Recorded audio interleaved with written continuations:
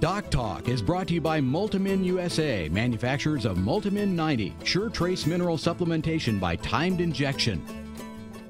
Hi there and welcome to Doc Talk. I'm Dr. Dan Thompson here from the College of Veterinary Medicine at Kansas State University, and I'm joined by Dr. Beth Davis today. It's going to be a great show. We're going to talk about equine vaccination programs and why you should vaccinate your horses. We're sure glad you joined us.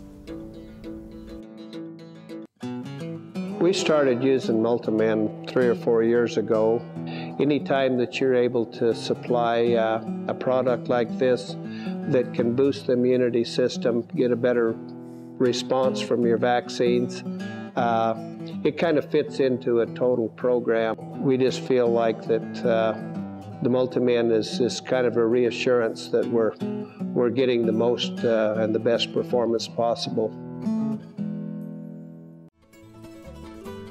Closed caption brought to you by AgriLabs, the perfect pairing of performance and value. This segment is brought to you by Lalaman Animal Nutrition, dedicated to the development and production of natural and differential solutions for animal nutrition. Hi there and welcome to Doc Talk. Dr. Davis, thanks for being here. My pleasure. Thanks for having me. For those of you who haven't met Dr. Davis, Dr. Beth Davis is an associate professor here in the Department of Clinical Sciences, and she's a boarded internal medicine specialist for large animals, and specifically you work with horses here at the Veterinary Health Center at Kansas State University. But it's always great to have you on the show, great to talk about horses, and today we're going to talk about vaccinations. Perfect. That sounds like a great idea. All right. Well, let's start out with the big question is, you know, should I vaccinate my horses? Why should I vaccinate my horses? Yeah, great question. And, you know, that is an issue that comes up is, do we really need to vaccinate our horses? And when we're looking at preventative health and keeping our horses healthy and trying to avoid complications and sometimes pretty serious complications of infectious disease, vaccines are going to be the core way that we are going to protect those horses. And so, you know, when, you know, and I've sure you get those questions. Absolutely. And people are you have the two camps, the one that want to vaccinate for everything under the moon, and the others that need to figure out they need to get them involved. So when we're talking about different types of vaccines, how do we break those down or classify them? Right, right. So according to the American Association of Equine Practitioners, we have two categories of vaccines. We have those core vaccines, and then we have risk-based vaccines. And the core vaccines are really intended to protect against those very serious pathogens that could cause very serious disease, even disease that could kill our horses.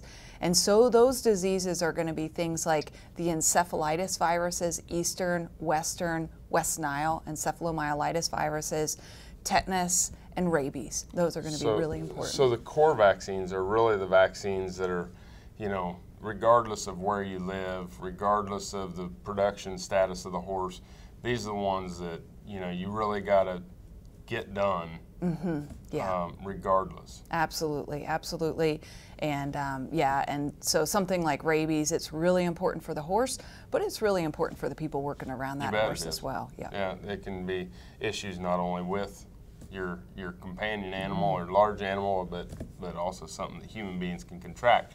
So when we start to think about the core-based vaccines, you know, those are there are 4 or 5 that you're recommending. Is there a time of the year in which you recommend that you give those? Right, right. So those are going to be vaccines that are started when the horse is young, and usually with an initial series of 2 to 3 vaccines depending on how old the horse is. If it's the first year of life, series of 3 vaccines, and then an annual booster, and that booster is often going to be given in the springtime months. You know, it needs to happen at least once a year, though, to keep them healthy. Perfect. It's a great discussion on equine vaccines. When we come back after the break, we're going to have more discussion with Dr. Davis on the equine vaccines. You're watching Doc Talk, and we're sure glad you joined us. This segment was brought to you by Brute Cattle Equipment, makers of the Brute Stealth Hydraulic Chute. If the chute fits, swear by it. Visit our website for more information. Beef producers need a practical choice when antibiotic therapy is required. More than ever, they are reaching for non-prescription Noromycin 300 LA from Norbrook. Specially formulated to produce sustained antibiotic blood levels up to 4 days in cattle, Noromycin 300 LA delivers economic, broad-spectrum disease management for pneumonia, shipping fever, pink eye, wound infections, and foot rot. See for yourself why Norbrook's Noromycin 300 LA is the practical choice for your herd. Dr. Dan here. Whether I'm driving up and down the roads covering the state of Kansas, or I'm getting between Riley and Manhattan for my job, I'm driving a Ford truck. I'd like you to come out and visit my friends here at Dick Edwards Ford. They have a truck that'll suit your needs, whether you're looking for power with a Power Stroke diesel, or if you're looking for fuel efficiency with the new EcoBoost engine, they got a truck that's just right for you. They're located 2 miles east of the Town Center Mall in Manhattan, Kansas, and they'll bend over backwards to help you. And I'll see you down the road. Got cattle? Rotomix manufactures a complete line of energy-efficient rotary and vertical feed mixers for feedlots, beef production, dairy, and cow-calf operations. Our mixers are available with the patented Generation 2 staggered rotor, the industry standard for feeding wet rations that include wet distiller's grain. Made in the USA, Rotomix mixers are designed for feeding performance that American cattlemen and dairy producers have come to expect. Rotomix, proud to offer a better mix in less time using less fuel. This hog is Hanover hoof for meal made from U.S. soybeans. Now, one hog isn't that impressive, but suppose we add another, and another, and another. Before long, you've got billions of hungry customers around the world all clamoring for the same thing. Our soybeans. Learn more about the billion-dollar appetite of animal agriculture at BeyondTheElevator.com. Brought to you by America's soybean farmers and their checkoff. Valley Vet Supply is devoted to providing information and professional quality products at reasonable prices. ValleyVet.com, ValleyVet.com, Valley Vet Supply. This segment is brought to you by Purple Wave Auction, the easiest, most straightforward way to sell used equipment. Purple Wave, straight, simple, sold. Hi there and welcome back to Doc Talk. I'm Dr. Dan Thompson here from the College of Veterinary Medicine at Kansas State University, and I'm joined by Dr. Beth Davis, who is a boarded internal medicine specialist for large animals, and she's an associate professor here in the Department of Clinical Sciences at Kansas State University, and we're talking about vaccinating your horses. Yeah. We've established the fact that we need to. We've established the fact that we have core vaccine strategies for all horses, and now we're going to talk about risk-based vaccines. Why do they call them risk-based? Right. So risk-based vaccines are going to be really important for diseases that the horse may develop depending on their environmental conditions. Okay. And so any horse owner is going to work really closely with their veterinarian to make specific vaccine decisions. But these risk-based vaccines are targeted towards things like respiratory disease. So those viruses like influenza virus, equine herpes virus that cause respiratory disease. There's a variety of vaccines to choose from out there and different types of vaccines. Some are going to be in the muscle, some are going to be intranasal. And again, working with your veterinarian, owners can make those decisions, but it's going to protect against those diseases that might be encountered by the horse. Some of those intranasals can be a little bit of a test to deliver sometimes. That's right, that's right. They can be a little tricky. Yep. When we're talking about, can we get into maybe some of these specific risk-based vaccines as far as maybe the more popular ones and why we do some of those? Right, absolutely. And so influenza. Influenza is a virus that is in the horse population. It is everywhere. Highly contagious. Highly contagious. It's going to spread through a barn of susceptible horses if they're not vaccinated. It's going to cause fever, coughing, nasal discharge. Horses aren't going to be able to go to the horse show or go and race. They're not going to be able to perform if they're sick with influenza. So it's important that they're vaccinated against influenza.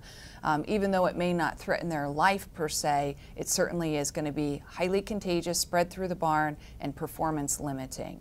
Along those lines, another one is equine herpes virus. Okay. We have a couple different kinds of equine herpes viruses. Type 1 and type 4 are the ones we worry about in terms of horses developing respiratory disease. So it's really important that horses are well vaccinated against EHV 1 and 4 to protect against respiratory disease. EHV1 can cause problems in pregnant brood mares, and so we can have problems with abortion. So in pregnant mares, it's important that they are properly vaccinated against EHV1. Wow. Now, can you give that vaccination to them while they're pregnant, or is this something that Right, right. So good question. Again, it's something that the owner's going to work with the veterinarian on.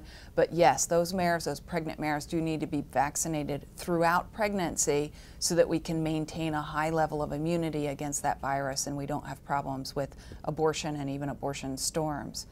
Another important bacterial disease that can cause respiratory disease that would fall into the category of risk-based vaccines is the one that protects against strangles or Streptococcus equi. That is one that causes pretty serious disease, but only in certain populations of horses, and so that's one we really do reserve for horses that are only at risk for getting exposed. I think it's a great discussion. We're going to come back after the break and continue our discussion on equine vaccines. This tip brought to you by Baytril 100 Enrofloxacin Injectable, now approved for use in controlling BRD in high-risk cattle. Baytril 100, right the first time, whether it's controlling BRD in high-risk cattle or treating BRD. Hi folks, welcome to the Farm Animal Tip sponsored by Bayer Animal Health today, and we're going to talk about fly prevention. Why is fly prevention important to you? Two reasons. One, disease control, and two, performance. Flies can take pathogens from farm to farm, whether it's pathogens that may cause disease in cows or foodborne pathogens such as E. coli. And then production, biting flies and things to that nature have been shown to decrease the performance of the cattle within your herd. So controlling flies, we want to make sure that we get rid of vegetative places of rotten material, cut down the weeds so that they don't have a place to nest, and then you want to use a good fly bait or some sort of control. Work with your local veterinarian to design a plan to decrease flies on your farm this summer. And you've been joining me for the Bayer Animal Health Tip of the Day. Thanks for joining me. Hi, I'm Kevin Ochsner, host of NCBA's Cattleman to Cattleman and Colorado Rancher. Join me each week as the National Cattlemen's Beef Association brings you the latest updates in industry information and market news. Plus, each week we provide important educational information and features on cattlemen from across the country just like you. And we can't forget our favorite cowboy poet, Baxter Black. Join me for NCBA's Cattleman to Cattleman, debuting Tuesday nights at 8:30 Eastern, right here on RFD TV. American innovation is being driven in places you might not expect by people like Brent Hayek, an Oklahoma family farmer, who recently set a world land speed record in a Ford Super Duty pickup truck powered by renewable B20 biodiesel. Advanced performance is here, now, putting America on the fast track to more jobs and energy independence. Biodiesel, America's advanced biofuel.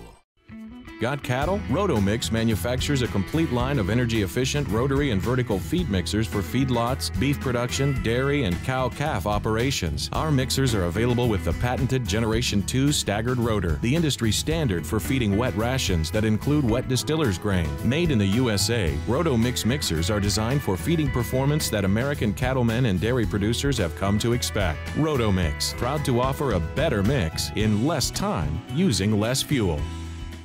Getting ready to work cattle for pre-breeding and calf vaccinations? There's no better time to use a safe, modified live virus vaccine to prevent BRD. Titanium provides the correct equation for BRD with its excellent safety profile and a strong response and long duration of immunity. Ask your veterinarian about modified live virus vaccines and the 8 convenient combinations of titanium for the perfect pairing of performance and value. This segment is brought to you by Norbrook Laboratories, manufacturers of Normycin LA, Normectin Plus, 1%, and Poron, the practical choice for your herd. Hi there and welcome back to Doc Talk. I'm Dr. Dan Thompson from the College of Veterinary Medicine at Kansas State University, and I'm joined by Dr. Beth Davis, who is a boarded internal medicine specialist for large animals and an associate professor in the Department of Clinical Sciences here at the College of Veterinary Medicine at Kansas State University. And Beth, you see a lot of horses coming in through our clinics, whether it's for referral from all over the United States or our local horses that use us as a local practice. Y'all are to be commended for the level of care that you give to a lot of horses, and it's great to have you on here. We're talking about vaccinations, and as we had discussed kind of before the show, you know, sometimes there can be downsides to vaccines, and people need to be aware of some of the things that those can be. Absolutely, absolutely. It's an important point. Certainly there's not anything we administer to our animals that couldn't potentially cause a problem or have a downside. And so that's one of the reasons it is important to work with a veterinarian on making vaccine decisions. But some of the things that we can run into as far as a potential downside, in the last segment we talked about risk-based vaccines, and one of the vaccines I talked about was the one that protects against strangles.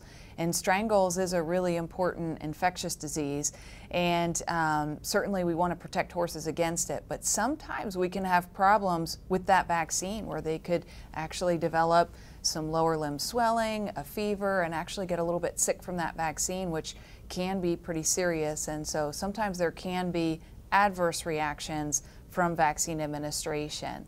The other thing that we can sometimes run into is we have a lot of vaccines that we've talked about, and sometimes time is tight for everybody, and we try to be efficient with our time, and sometimes we give a lot of vaccines at one time to horses. And so in some cases, horses will get a swelling or a stiffness or have a little bit of a couple of days where they're a little bit off after vaccination. And so in those situations, we do want to try to spread things out a little bit, again, working with the veterinarian, but using a strategy that does kind of spread it out and maybe doing it over the course of weeks or months to complete that vaccine program. So if I get the lower limb swelling and some of these things that could potentially happen, you know, I know I should probably have a veterinarian take a look at the horse, but what are some of the things that a veterinarian is going to be looking for or thinking about with getting my horse back to normal? Is it just a time? Well, it depends. It depends on the vaccine that was administered, and it depends on the kind of reaction that we're seeing.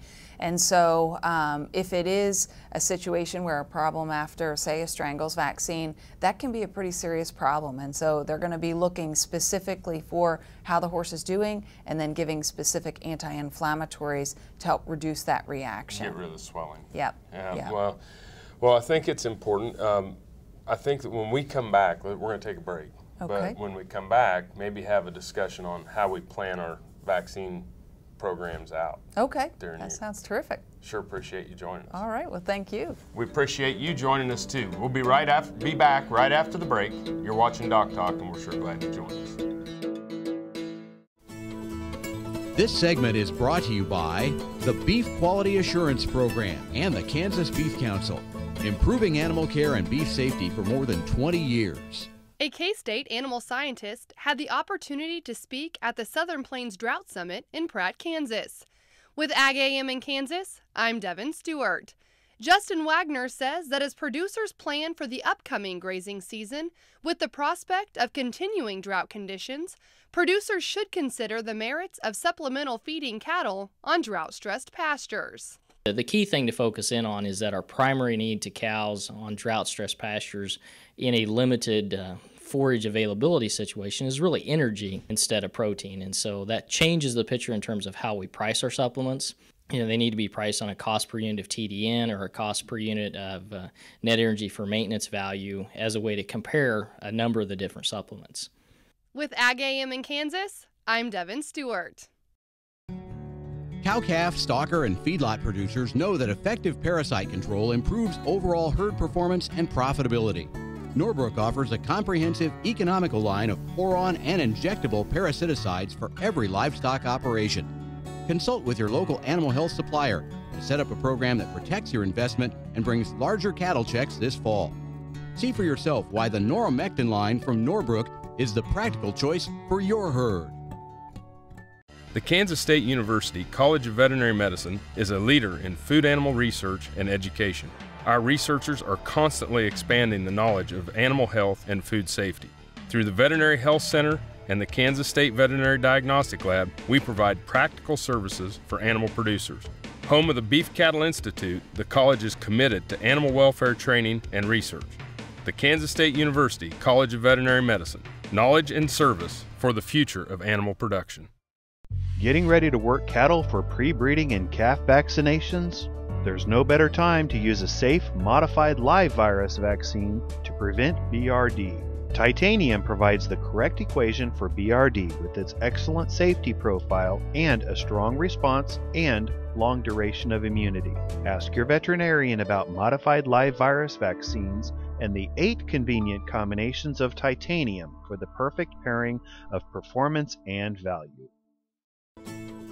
This segment is brought to you by Rotomix, manufactured in the USA and designed for feeding performance in the feedlots, beef production, dairy, and cow-calf operations. Hi there and welcome back to Doc Talk. I'm Dr. Dan Thompson here from the College of Veterinary Medicine at Kansas State University, and I'm joined by Dr. Beth Davis, who is a boarded internal medicine specialist for large animals and an associate professor in the Department of Clinical Sciences. And we talked during the break, you know, kind of that timeline. What for an adult horse, what are your thoughts?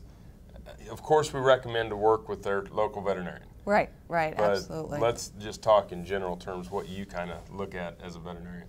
Sure. So the way we look at it is going back to those core vaccines, and so protecting against disease that, number one, can be life-threatening and can be contracted through things like mosquito bites. And so when we have warm weather, we want to start up with those vaccines early in the year. So we're probably looking somewhere around March to start with those vaccines, so Eastern, Western, West Nile, tetanus, rabies. With our risk-based vaccines, and we talked about influenza and rhinopneumonitis, so respiratory diseases that horses can come in contact with, we're going to include that at that time as well. We're going to vaccinate against those.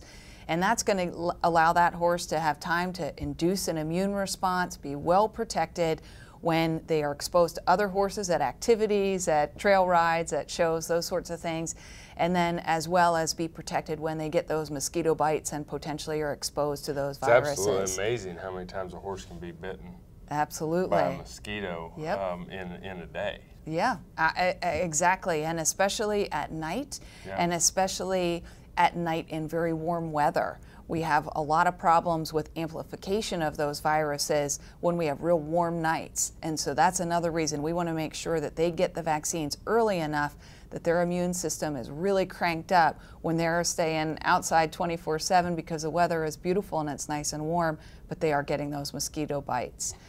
And then when we get a little bit later in the year, so we get through our summer months and we're moving towards fall, then we want to go ahead and give them a boost for respiratory viruses because, again, through the winter months, they can get exposed and they can have problems. Some of those vaccines don't give them year-long protection, so we want to boost them again for flu, for rhino, again in the fall months.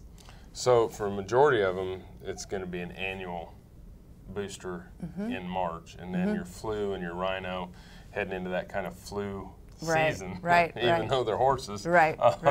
You know, we're going to be looking at a booster at 6 months. Right, exactly. And depending on where they live, there's going to be modifications based on season and that sort of thing. I get a lot of questions on the strangles and the rabies. Are those annual generally, or? Well, the rabies is a once a year. It's a really good, potent vaccine, so that's a once a year, and we're doing that one in the spring. The strangles, again, in those individuals that need it, that is actually going to be a twice a year vaccine. So as we're moving towards show season and things like that, probably need to booster them every 6 months. Right, yep, absolutely. Excellent. Thank you so much. Well, my pleasure. Thank you. You always do a great job, and really appreciate what you do for our students and for our clients. Well, thank you very much. And thank you for watching Doc Talk. It's been a great show today. If you want to know more about what Dr. Davis and I do here at the College of Veterinary Medicine, you can find us on the web at www.vet.ksu.edu. Remember, we encourage you to always work with your local practitioner, and thank you so much for watching the show. Again, I'm Dr. Dan Thompson here from the College of Veterinary Medicine at Kansas State University. You've been watching Doc Talk. We're sure glad you joined us, and we'll see y'all down the road. Closed caption brought to you by AgriLabs, the perfect pairing of performance and value. Doc Talk, produced in cooperation with Drovers Cattle Network and Bovine Veterinarian.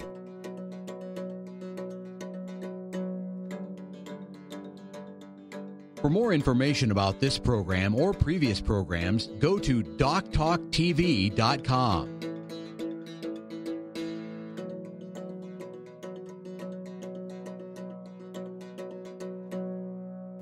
Doc Talk was brought to you by Multimin USA, manufacturers of Multimin 90, sure trace mineral supplementation by timed injection. Jason Lewis. I work here on Division Ranch, north of Strong City, Kansas. We run 500 head of mama cows. We started using Multimin about a year ago. We didn't have any problem with health that year. Didn't have to doctor near as many in that pasture. Just the overall appearance was a lot better. And I liked it so well, we'll start using it on everything.